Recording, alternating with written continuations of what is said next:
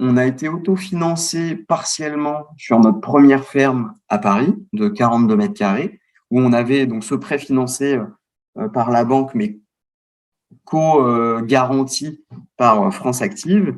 Et ensuite, c'était nos fonds propres. Donc moi, j'étais étudiant, je suis en apprentissage, j'ai démissionné de l'entreprise où j'étais. J'ai fait un prêt étudiant, je me suis endetté le plus que je pouvais pour mettre des fonds dans l'entreprise. Donc j'y suis allé vraiment all-in parce que j'étais jeune, je risquais pas grand-chose, j'avais pas un emprunt, j'avais pas une famille à nourrir. Voilà, c'était le moment où je pouvais prendre le plus de risques. Et ensuite, on a fait venir des investisseurs parce qu'on a énormément de matériel et donc de coûts d'installation matérielle, de CAPEX, et on va se rapprocher d'un modèle d'une centrale solaire. On a énormément d'investissements, mais par contre, ensuite, on garantit une productivité pendant des dizaines d'années. Le modèle économique de Champercher, pour l'instant, est le plus simple possible.